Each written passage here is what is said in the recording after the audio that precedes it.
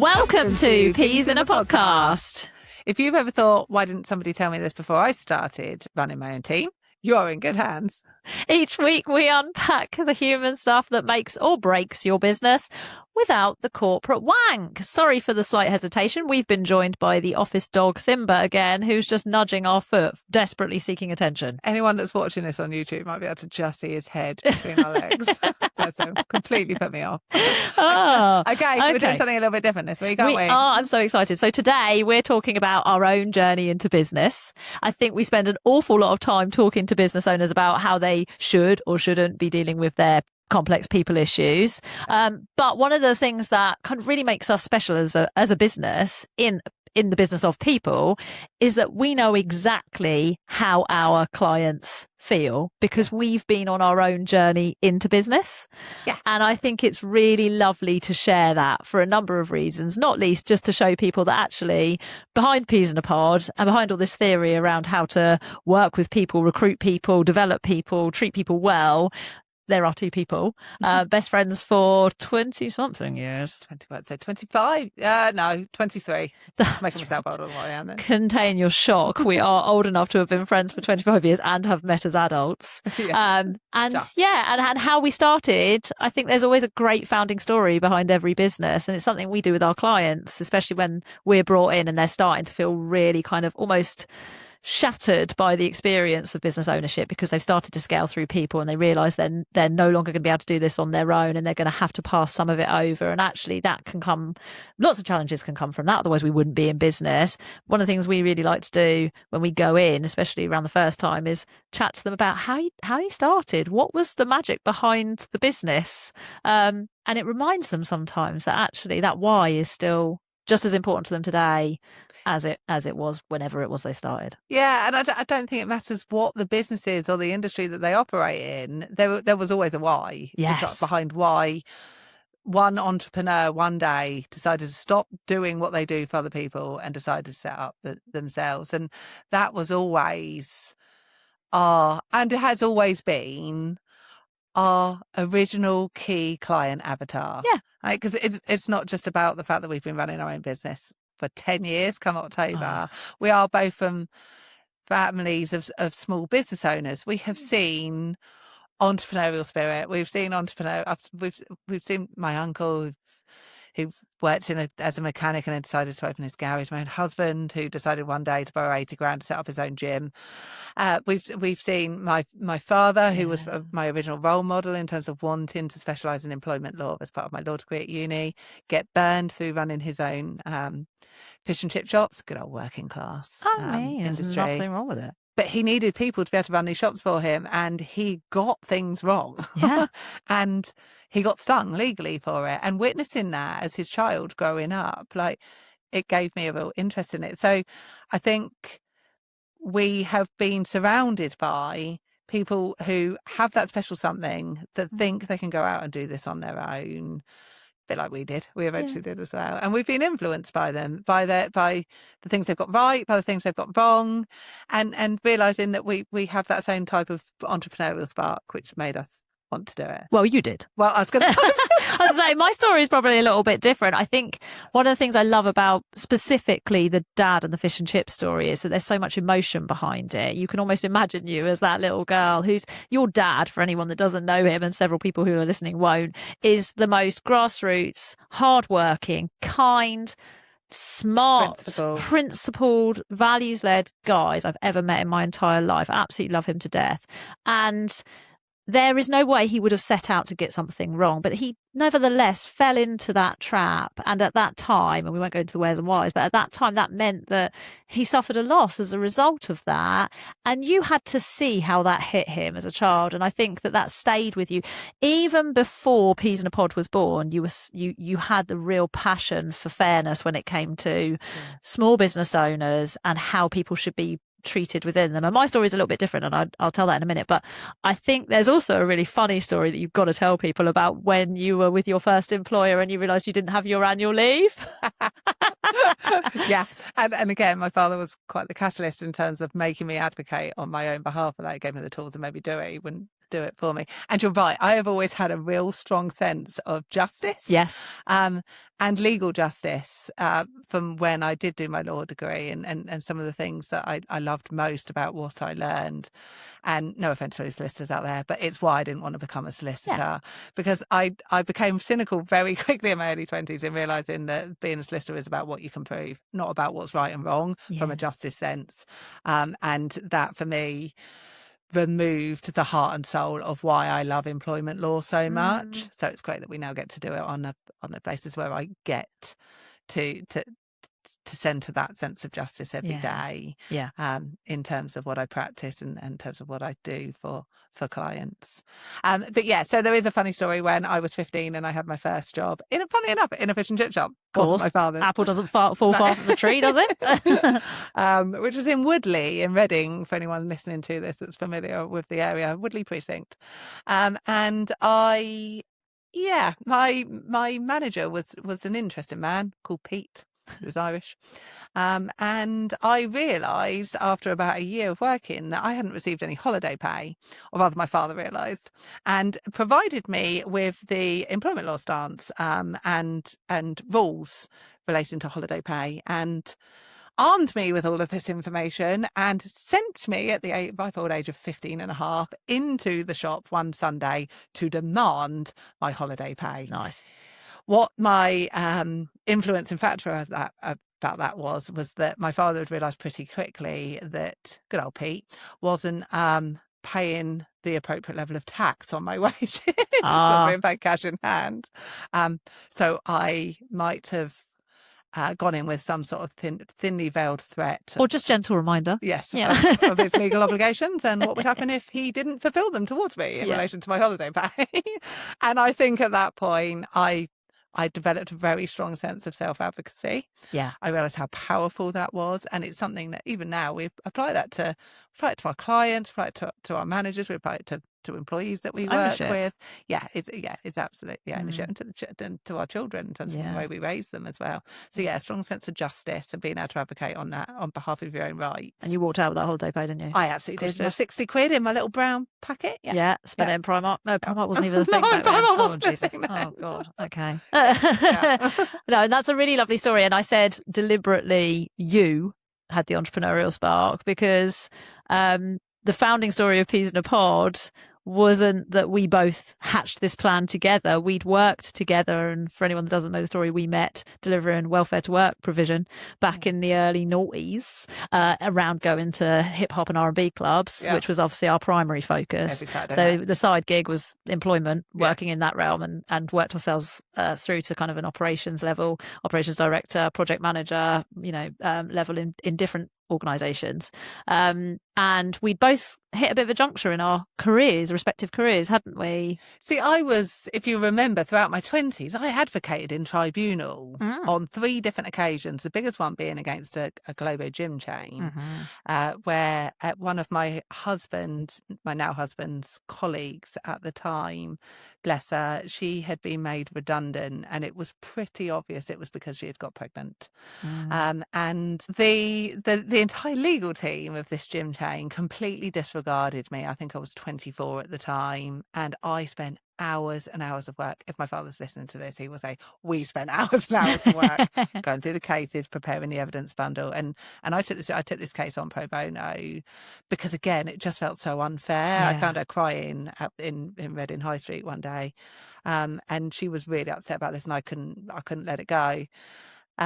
And we went into the tribunal. I remember on the day before, the legal team saying, you're not getting a penny out of us, to within an hour and a half winning a significant financial settlement. And that was the first time I've really been underestimated on that level. And it was one of those real Legally Blonde moments for me. I got my Papa Reese Witherspoon moment. And I realised how much I loved it. I realised at that point I could combine employment law and practicing law to a certain extent. I've never done anything like that again, and I now leave solicitors to do that work for me when, God forbid, it happens. But it made me realise that I could do that and keep my sense of justice and get my motivators met through both. So that was a real moment for me that day. Nice. But people also often told us we should start our own business, but we kind of No one knew what. They No. just always looked at us, and if they knew us, we were that Ant and Dec duo where they're like, you should do something for yourselves. Yeah. And I was doing this. I kept up to date with my employment law, and I was doing this pro bono work as and when things came up. And then, yeah, I remember, didn't I? I was working for a students' union in a senior management capacity, covering maternity leave, and I was coming to the end of it. And I remember sitting with the president of the uni at the time in the hall and just mapping out. I remember I had 5 columns of services that I wanted to deliver. I really wish I kept that original bit of paper. Oh my God, yes. It doesn't quite look the same now, but it was based on those principles of what I wanted the business to look and feel like for services. And I remember you and I going out for dinner, literally not stopping talking for about 2.5 hours. And then the waitress getting really annoyed with us because she came up to us about 7 times and asked us to order, and we hadn't even looked at the menu. Because we did what we always used to do at the time, just like, rabbit, because we didn't used to see bring wine. Daily. Wine. Yeah, supply the wine. Bring wine, we'll tell you what to eat in 4 hours. And I remember getting home, didn't I? And I just messaged you and I was like, do you want to do this business with me? I was like, yes, I do. And then so from there, because you were getting made redundant. Yeah, I helped support it with that. Yeah, I mean, I worked with an amazing charity. So I worked with in welfare to work kind of more consistently. You kind of dipped in and out and went to, say, the university and various other places. So I worked for charity, an amazing charity actually, and I worked for previous to that I also worked for a private limited company that was then sold to quite a large Australian company. So I'd moved around a little bit, but I'd stayed very much firmly in welfare to work. And I think the stories are slightly different in that my small business exposure, I have a brother-in-law that runs a building firm, so I can very much identify with that small business. But for me, actually, it wasn't. And I didn't know this, I think, at the time. This is the power of reflection. It wasn't actually about, in the same way you have, the fierce need for justice for small business owners. It was, I can understand their plight and I see what they go through. But actually, for me, it was the leadership.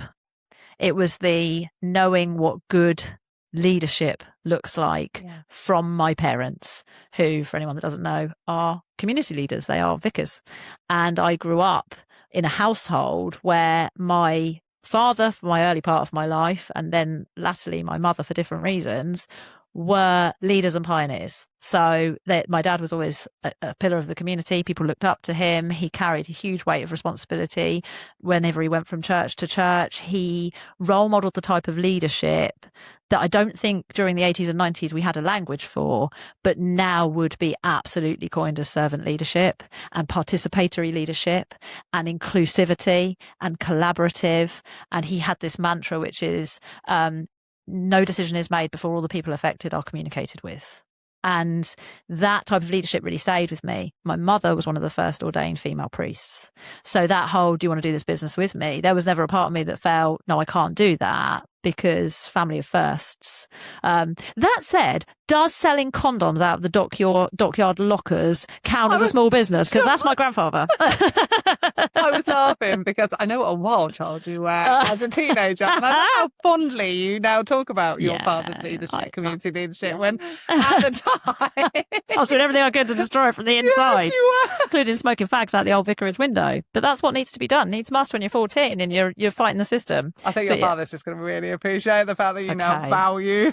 Shit, do I need to send him this episode so they both know how much I actually appreciate them? I think the principles he installed that he would have had no idea about at the time, given the way he rejected everything about the way he conducted his career, and also my mother. But bless them, and coming from really strong women, as well as my father's role modelship, having that understanding that's almost innate about leadership on both sides, and then being able to come into this business and make that leadership and culture and caring for your fellow humans and making sure that that harm is prevented in a workplace is really, really my main driver. So it's slightly different, but it kind of shows that yin and yang of our business and why both sides come through so much. I was about to say, that's what makes us, that's what we've always genuinely believed makes us special, right? Yeah. We weren't 2 HR consultants that decided to open a HR business. Neither of us had ever worked in HR or leadership and development departments in the past at all. We were both very senior. ops directors and managers who just knew the power and understood the power of getting this stuff right, in terms of how you treat people and how you empower them, and just as importantly, from the other side of the balance, how you hold them to account for their own performance. And that is something that we harp on about all the time, and it's what makes us really, really unique as a HR and leadership consultancy. We come at it from two completely different approaches. We don't pretend to know each other's side of the business and skill set and expertise, but the fact that between us we have them makes us quite a powerful organisation, right? Including all the additional skill sets that we have brought in from all the amazing people that we've brought in over the last 5 years.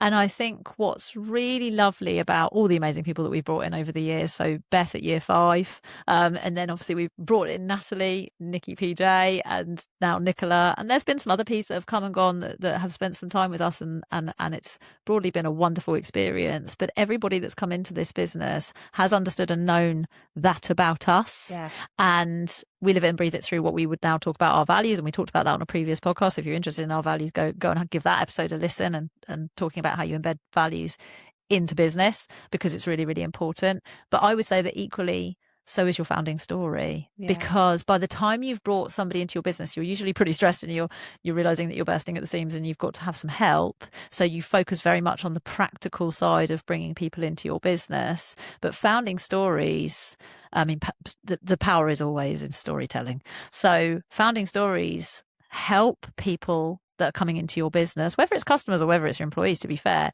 understand what's actually driving that business. And it helps people understand where they fit in the timeline. And we talk a lot about helping directors and founder managers articulate where they're going in terms of their strategic priorities and their growth plans, because that helps align employees. But equally, some people, depending on their motivations, like to look back and know, where did this start, and where did it come from, and what was the dream? Because I actually want to be part of that. People like to then insert themselves into that timeline. And we've gone into various clients and picked out really important bits of information about founding stories to include in their recruitment and their onboarding and their job descriptions, so that people can really connect on an emotional level with it. Yeah. And I think there's something there around that advice that you get when you first start a business, like we did. And all advice that we get is valuable, right? Even if you work out down the line that you might not take it. And that's what makes it valuable in the first place, that actually it's not relevant to you. And I remember an accountant saying to us, your business has a completely different set of values and needs from you as individuals. Yeah. And that really, really stuck with us. And I remember that being really, really valuable advice, but not necessarily because we took it, but because it helped us understand something. It helped us understand our business has a completely different set of needs, in the sense that it's a completely different entity.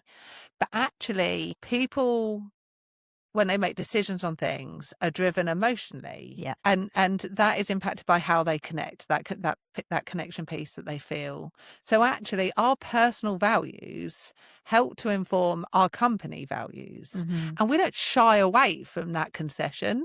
We haven't tried to say we have our own set of principles. And we've made sure that we haven't imposed them on the organisation. We don't profess to do that. We acknowledge that we actually have, but in a really healthy, really appropriate way where they're transferable. So we've taken the things that are the most important to us as professional individuals and people, and we have translated them into something appropriate from a company values perspective that attracts really good employees with really similar principles to us. Very different by nature, different personalities, different attitudes, different backgrounds, but inherently the same values and principles. And it's also what makes clients come to us, and most importantly, stay. Yeah, the right clients. Yeah, because we want people who care as much about that original why as we do. Yeah, and I think when we're impact driven, right? We're impact driven. We can't make the impact if those values don't align, and also if that means that clients want us to behave or do or act in a way for them that is outside of what we can do from an integrity perspective and our own values and responsibilities, then that relationship's not going to last very long. No, it does. It helps give you a really clear framework within which you can operate confidently, which is a really lovely feeling. And I'm excited to continue to work with clients like that, build this business, scale it through people, because we've got an amazing team already, learn from our mistakes, because there have been a butt ton. Maybe we should do an entire episode on the biggest cock-ups, the top 10 cock-ups. Do you remember our first website that looked like the Asda website? Absolutely amazing. Like, do you remember the 17 copies of training forms that we printed out? Because on the day we launched our website, we were pretty confident that our phone would be ringing off the hook. So we needed to keep paper forms so that we could capture that information from those prospective clients. Yeah. Right there and then, that we then shredded 3 months later. 3 years later. Nobody phoned.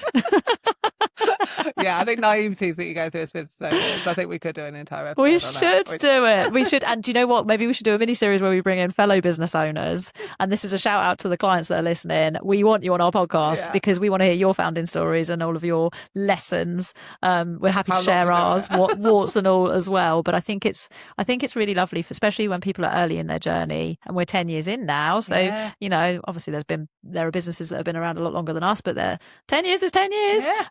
We've had really lovely growth. We've had a lot of challenges. We've had a lot of heartache. We've had lots of joy. We've got amazing clients. We've had to navigate as well our friendship. We were best friends. Yeah, not anymore. Hate you. Joy. Dan, our accountant, does always say to us, like, you are one of the 2 only successful partnership organisation directors I've ever seen.